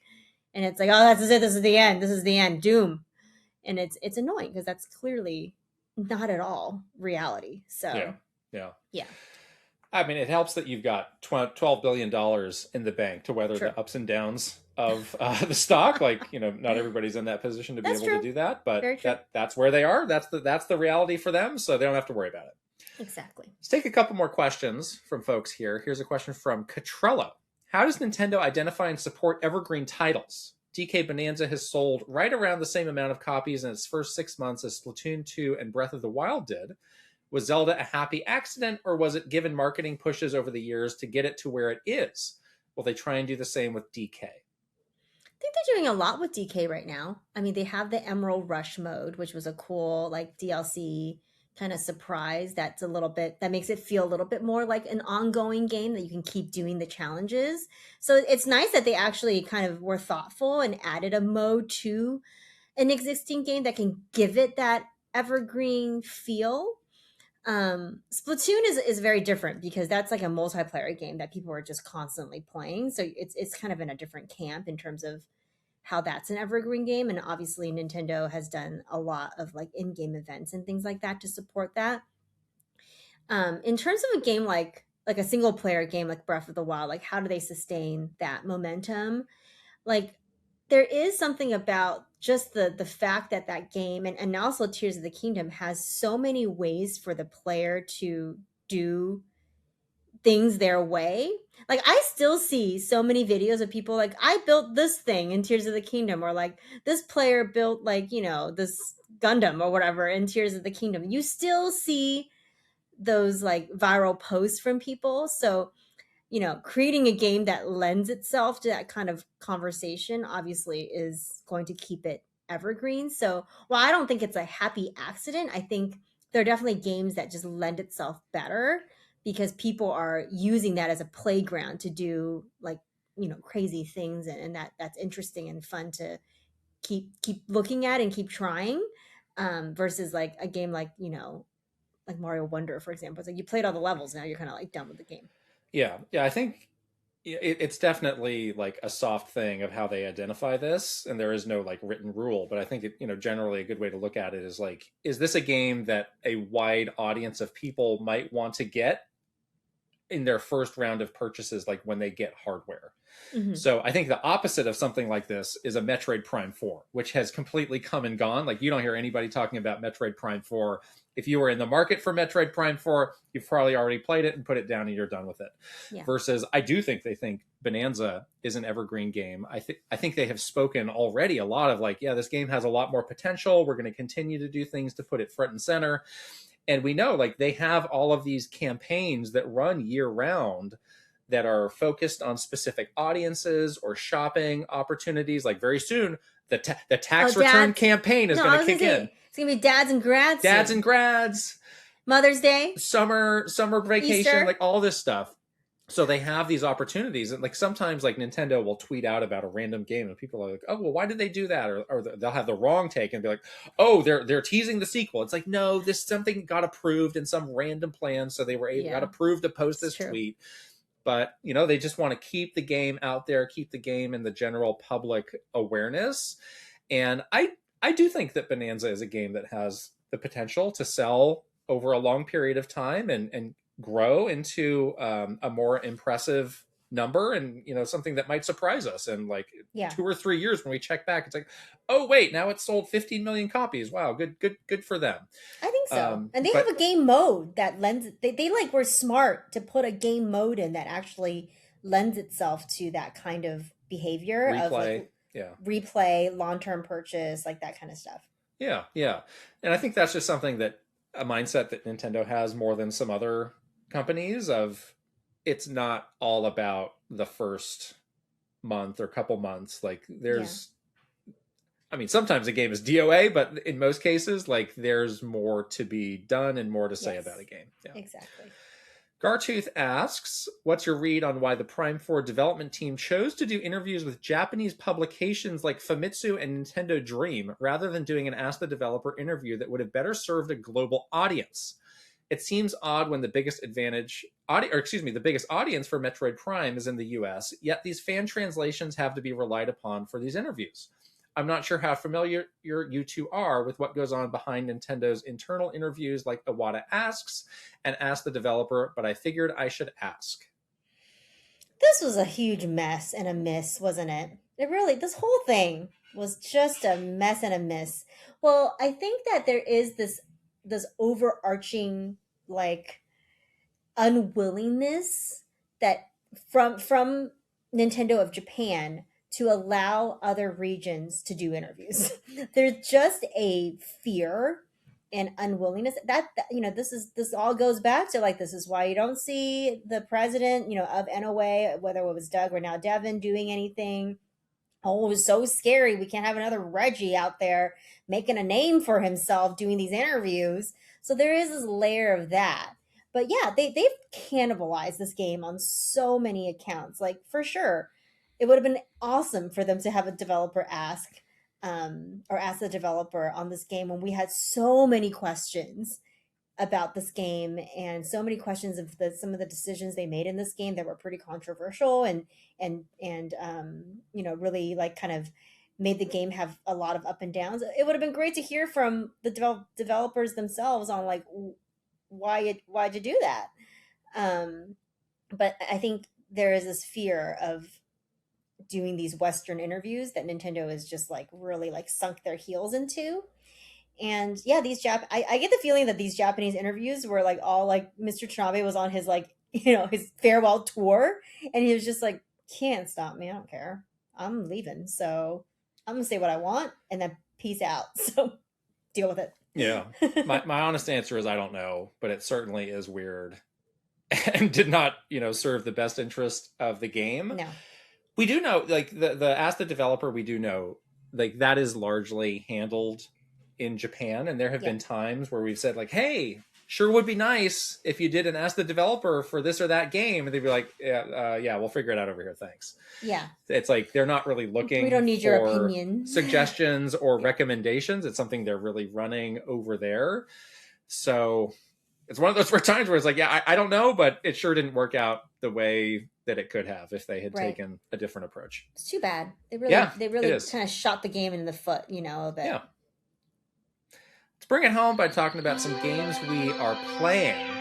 And something that we were talking about recently was how, we're in February now, but a lot of the games we're playing, like, did not originally come out this year. I know. I think like, all. Like Dispatch, I'm playing Final Fantasy Remake, I've been playing other odds and ends at the start of the year, and it's like, it's a long way off, but it's like, eventually I need to play something that came out this year so that I need to have top 10 games of 2026 at the end of the year. So like 2 months in, all these games don't count. I am glad to say we have finally checked out some games that came out this year. And one that I am really excited to talk about is Cairn. Yes. Not Karen. It's not about complaining to the manager. Cairn. Yes. And I had to look up what this is. I think it means some sort of like rock formation. Yeah, the Cairn Stones in Ireland.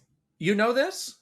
That's like I think it's one of like his very beautiful 7 Wonders-ish sites, the Cairn Stones. Okay. So this is a rock climbing game. And climbing has been like a genre that I'm really been interested in over the last couple years, and there've been like a growing number of games in this genre, but they've been very hit or miss. Like some of them I've really liked, some of them I have not liked at all. And I'm feeling like this has the potential to be my favorite out of the entire Oh, this kind of like nice. burgeoning genre. So this is from the Game Bakers, which is the studio that did Haven, which is a It's a game that great we game. really, really loved. I think we High both played that vibes. over the pandemic. Yes. Um, so it's from a studio that I think we both really highly regard, but it's a different kind of game. Like this is a pretty like crunchy rock climbing kind of game Hmm. where the mechanics are like really interestingly done. So like when you literally are manipulating the character's arms and legs like at every given time. So it's like, all right, now I'm moving this hand and I'm grabbing onto something or not. And you do really need to like move the camera around to get a good look at the rock of like, where is there actually a handhold here Oh, okay. versus nothing? And, sometimes you're kind of like, I, I have to try that. There's like a lot of like risk reward of like, I kind of don't know, like maybe this will be it and maybe it won't. Do you die? Um, Do you you fail? can die. Like you Oh. can just like straight up fall off. And they do say like if you fall from high enough, like you will die. It's kind Oh of no. forgiving. Like I've fallen off from. I was like, oh, surely I'm going to die here, and I didn't. Okay. But that can happen. And kind of the idea of the game is presumably like there's a very long like tutorial ramp up to when you get the title card of like climbing these smaller mountains, and then you get this big reveal of the big mountain, and it's like you're Oh. going to climb this, which Oh. is like on one hand like really daunting, but on the other hand it's like that's kind of cool. It's like, Exciting. oh, I'm Yeah. gonna do that. Like that's neat. That's the goal. That's neat. And rock climbing is something that I've always been interested in, and I've done a couple times. But I've always thought like that's really cool. Like that's something that maybe if I had the chance, like I would want to do more of. And I think it's a great time for them to release this game because there was just that Netflix thing of that Yeah, guy about the who Taipei climbed 101. Taipei 101, and that was Yeah. like this amazing achievement. And it is a different kind of sport where like you're using like parts of your body that like they're not necessarily like hand grip and like leverage and all of these things. It's like a different kind of sport. And it is something like when you see it done at a high level, it's like this is superhuman. Like this is like literally like Spider-Man stuff. Hmm. So like this game is pretty realistic, and there are some times like where the surface will kind of go and you have to go like on this very like inverted angle, and it's like, yeah, people can do this, people do that. So it is kind of awe-inspiring from that standpoint. There are also some interesting kind of like mechanics of like survival involved as well. So like you'll find these sort of like campgrounds where you go camp and you need to like cook yourself a little bit of food or Oh, drink that's some nice. water. And sometimes it's very much like the last two Zelda games where you can make a recipe that will give you some like Stamina short-term boost or boosts. yeah. And you Okay, even that's need really you cool. even need to like forage for some food along the way. It's like, oh, I'm getting these like dandelion greens and I can save those and make a tea out of it and get a little bit of a Oh, boost. And it's nice. there's different like weather effects as well. Is there So a story? there is. It has not completely made itself apparent, but like Okay. there's a lot more to this game than just like the nuts and bolts of the gameplay. Like the presentation is like mind-blowingly appealing for me as the Vista King. I was gonna say the vistas are Like amazing, right? if a game beats this for Vista Game of the Year, then 2026 brought the heat on the Vistas because Yeah. like this game belongs in the Vista Hall of Fame. It is so beautiful, like what you see when you get on a top of a mountain and you look out, like whether you were looking up at the mountain or whether you were looking out, like it's just got this kind of like hand-drawn graphical quality to Painterly? it. No, hand-drawn. And then like there is like a day and night cycle as well, and like when at night when you look up you just see so many stars and like all these different points of illumination. Like it is Wow. so easy anywhere you look to just get this amazing view. And there does seem to be a story where you are some like world-class climber this woman, and you're trying to climb this mountain that seems like nobody's ever done it before. Okay. And that you do have people kind of like calling you along the way and checking in, and there seems to be some tension about it, but I don't know yet exactly what it is or why. So I do think that there's going to be some big payoff to that. Like, okay, it does feel like the approach does feel a lot like Death Stranding in some ways. Like, okay, there is a moment where, like, when you get to the top of that tutorial mountain, like the camera pans out. yeah, This great music kicks in. You get this really cool view, and it kind of like the title card comes up, and it's like, all right, now we're ready to start to even think about this big mountain here. So I'm just so impressed with this game. I'm going to keep playing it. I really would love for you to play it, honestly. is it on Steam Deck only? It's on PS5 and PS5. PC, so you Okay. can play it on PS5. play it on PS5. I would love for this to come to a Switch 2 one day, so that more of our audience can play it, because I'm really liking it. Okay, I'll get it on PS5. Nice. It sounds amazing, and I do like climbing games as well. And I agree with you. There's been some that really have been good, and some that have been very disappointing. And I think we both kind of got our like little, inspiration, or like a little bit of a love for climbing games, because we were playing Tears of the Kingdom, and it's like, this could be its own game. This could be its own genre, just the climbing part. And then soon afterwards, a lot of people did start doing it, but it is a genre that you can really like mess up, I think, and make it like not fun. Like, there's some physics to it, to the climbing, that just needs to feel right. And a lot of games can't do that well. So it is a game that I have a hard time playing for like really long stretches, because I do find myself kind of like fatigued by it. Like, kind of, it's like, just like climbing, it's like equal parts physical, but also like mental. Yeah, you're thinking about where to place your hands. You need to analyze, like, you are like, is this, if I make a wrong move here, am I going to die? Like, there is that interesting like combination of the physical and mental that is really interesting. High stakes climbing a mountain. Check it out. I would love to. I'm checking out a new game. This is on a Switch. It's called Escape from Ever After. I got turned on to this one because they said the magic words. This game is like Paper Mario, and I was like, I'm listening. Sticker Star? I'm listening. Not like Sticker Star, but it is kind of like, people are saying, sort of a spiritual successor, or very inspired by Paper Mario. So it's very cute. It has like that kind of paper kind of, style, art style. And the premise of this game is, you are a character in a storybook, and you find yourself trapped in this place called Ever After, which is like this evil corporation that is basically taking these storybook characters and forcing them to work in the horrible corporate cubicles. I love a commentary on like horrible corporate life, because this is totally what this is. And it's really fun because you get to do fun things. Like, you get to go into really well-known fairy tales, and I also really love fairy tales, so this is definitely like a plus in my book. So right now I'm in the Three Little Pigs, except that the Three Little Pigs are working for the corporation, so they're like evil pigs, and they have the same trappings of that classic story of like, oh, the house is made of straw, you got to blow it down somehow. I added a new character to my party, which is supposed to be like the big bad wolf, but they turned that character on its head, and it's actually a very nice wolf. And the wolf learns a skill to huff and puff and blow the house down, basically. And it's very cute. It's very charming. I love the storybook aspect of it, and just seeing these very classic, kind of fairy tale stories and characters that I think we all grew up with, in this different way. And it's really funny.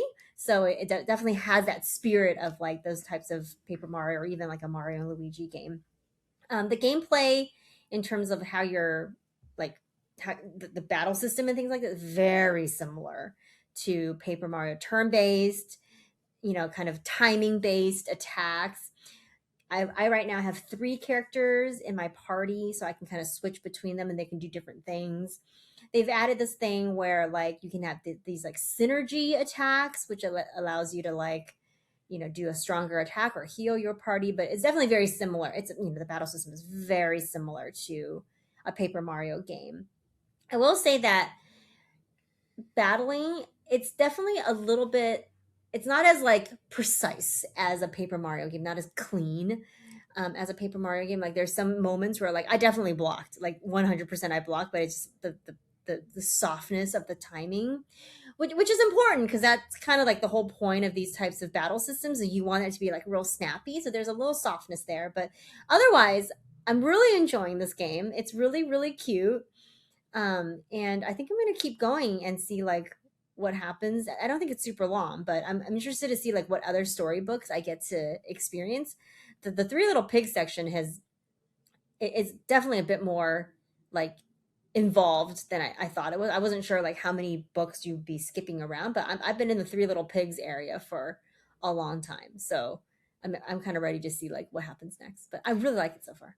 Do you think this kind of like corporate humor is widely appealing? Because it appeals to us because we lived it. I imagine some of these indie developers might have come from bigger studios where they lived it too. Yeah. And we find it funny. I find it hilarious because it's relatable to, but I always wonder, like, is this something that a lot of people relate to? I guess it I don't depends know. on your age and experience too, right? If you're like too young, you might not know what this feels like and why this is funny.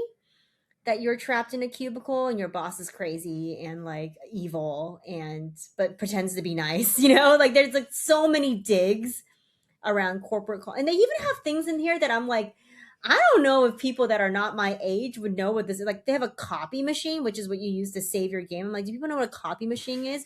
And then when you save, a little floppy disk pops up. Yeah. I'm like, people don't know what a floppy disk is at this point, So there are, I mean, it's clear that these people are our age that made this game. It's like, okay, I get the reference. It's funny. It's funny for me. And you get like email and stuff like that. That's like part of the thing. You have to go to your computer and like work, and you get like email from your boss to tell you like what to do next or whatever. And it's funny to me because we've lived it, but I do wonder like on the spectrum of like, if you're too young to experience this or you've never had an office job, is it still appealing? I think for this game in particular, like, yes, the office part is really funny, but the storybook part is also like pretty broad appealing. I think a lot of people know these fairy tales. Like, I think a lot of people know these characters, and it's like a very like accessible kind of premise in this game. So, but yes, I love an office humor game, or like we were talking about, Dispatch is like an office game kind of too. So it is something that people seem to want to make games about. Yeah. I have one more game to talk about. I've been on this racing game kick. Oh, yeah. And I got one more. This might be the last one. Oh, you done? But this one is called 4PGP. And this is kind of they describe it as a 90s inspired racing game. It's F1 racing, so it's those cars that look like super fast and super futuristic. Yeah. This has some development pedigree to it. One of the guys behind it is one of the guys from Sega Rally, which is not a series that I was super into as somebody who didn't own a lot of Sega platforms growing up, but like I definitely know of it, and I know like, yeah, that's like a really legit like arcade style racing game from the past. It's pretty bare bones in the presentation, so it does kind of like live or die on the quality of the racing, but I think the racing is pretty fun. Like it's very tight, very snappy. There is a pretty good degree of skill to it. I think, it's positioned as an arcade racer. I think it's definitely leaning that way, but you can't just like completely flub your way through it. Mm-hmm. There seems to be a lot of content to unlock, and something that is notable is like this is on Switch 2. They are using a lot of Switch 2 features, so it can go up to 120 frames per second. It's got game share. Like they seem to really be taking advantage of everything that the Switch 2 has to offer. So it's not the flashiest racing game that I've played out of these, but I was like, no, there is definitely something unique here, and the racing is really well done. So I think it's certainly something I'm going to come back to from time to time. It's like, yeah, let's just knock out a couple races of this because it's just kind of a good vibe. Out of all the racing games you've been playing for the last couple of weeks, do you have one that's like, this is my favorite one? Well, they all offer something that's interesting. Like I talked about Grid last week, and just like visually, and I feel vindicated because I've seen a lot of other people who've been playing like this saying that stuff. Game is oh Grid. my gosh, it looks amazing. Art of Rally was another one that's like really different. Art of Rally is kind of like more of an indie take on racing. I think Gran Turismo is the one that I would probably play the most of, just because it's got the most going on. And I can drive my Prius, which I appreciate. Your beloved Prius. Yeah, but I know it's been a good... I've probably been playing these games for like a month. It has been nice to kind of reorient myself to a genre that I'm not always super into, and just be like, no, there's a lot to like here. And there's been a lot of cool innovations and growth in this genre. So that's been nice. Yeah. We got one more question from Patreon before we wrap up today. It's from Ninja11. You mentioned that Nintendo was really bad at picking up and capitalizing on trends or new memes relating to their products. I have a hypothetical scenario, and I'd like to hear how Nintendo executives would make it impossible to get anything approved. The scenario is, it appears fans love the story of Angie's Island and Tomodachi Life Living the Dream. They especially loved Hugh Morris. We should continue to use these characters and expand their story in our continued marketing efforts for this game. Have fun ripping this to pieces.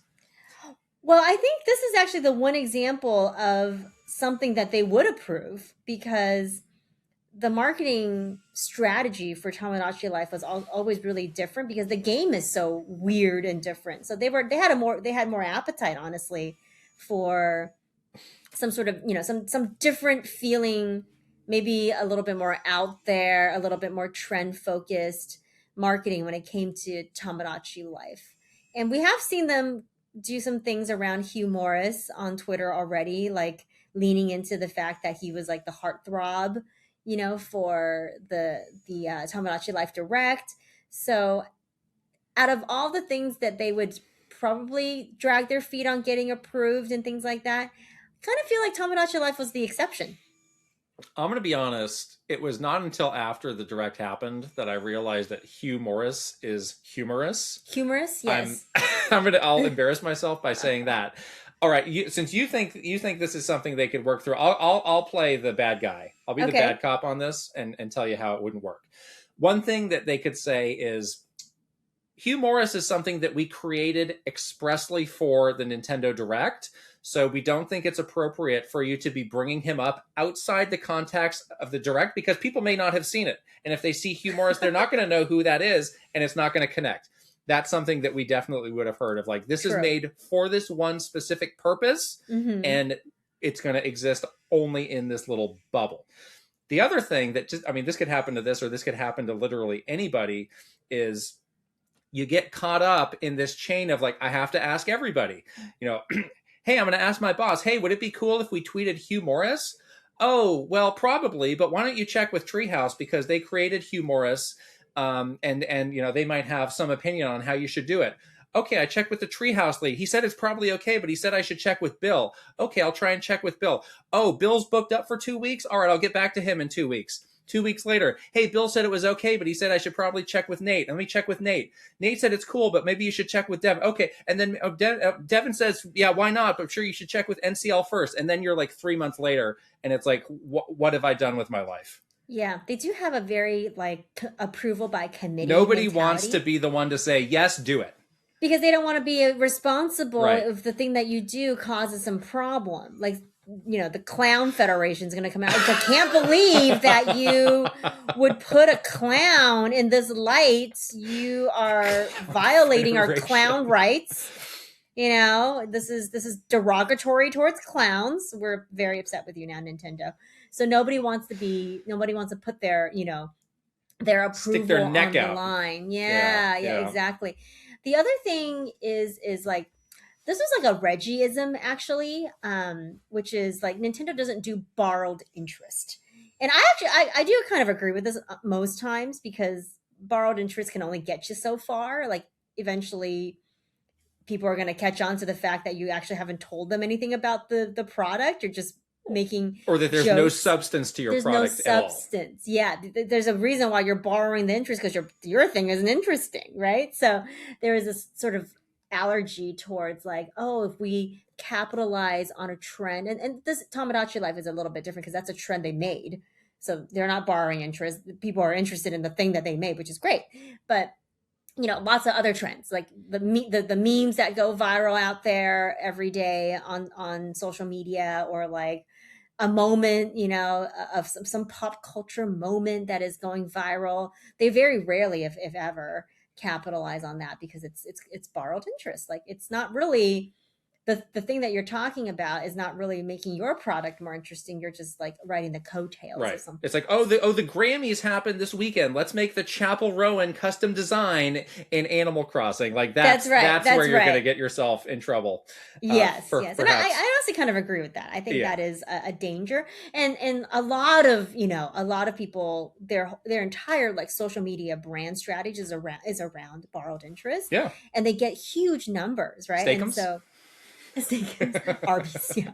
There's a lot of case studies around this type of social content, which I find to be fascinating, but it was just a thing that just never happened at Nintendo because they're like, no, we are interesting. We have to talk about our stuff, and our job is to make sure that we show people why we're interesting. So that was a thing that was always top of mind for people there. Wow, it's been a great episode. And like we said at the top, don't forget to check us out at patreon.com/Kit Krysta, because we got all sorts of great exclusive stuff there. At the start of next week, we have an exclusive video that we're going to be posting about the Virtual Boy that you might be interested in. And we did just wrap up our big January sale. But if you're kicking yourself for missing out on that, we always have a sale on annual subscriptions. That's right. So if that's something that makes sense for you, you should check it out. We are also on the socials. We are on Twitter, Instagram, TikTok, Facebook, YouTube, Blue Sky, and Threads.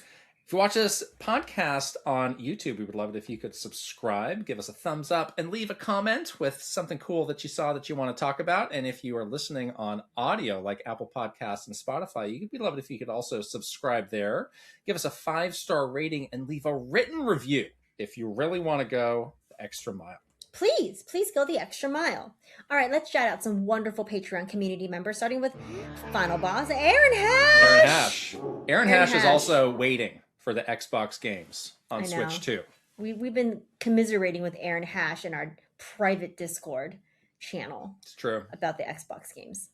All right, let's shout out some superstars. Morrow Mayhem, Eigenverse, Mike Chin, Roy Eschke, VGM Life, Link, the hero of wins, Angela Bycroft, Thomas O'Rourke, Kyle LaBeouf, Andrew Uhas, Chili, Chris Shuri, Master Discord, Travis Torline, take it away!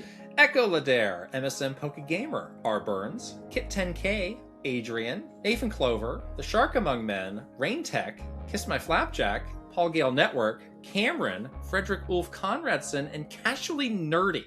Welcome to newest superstar. Yes. The Shark Among Men Sully Nerdy was popping off about this Grand Blue in this Nintendo Direct. I thought of him. I was happy for him. I mean, that game is great. That game is actually really fun.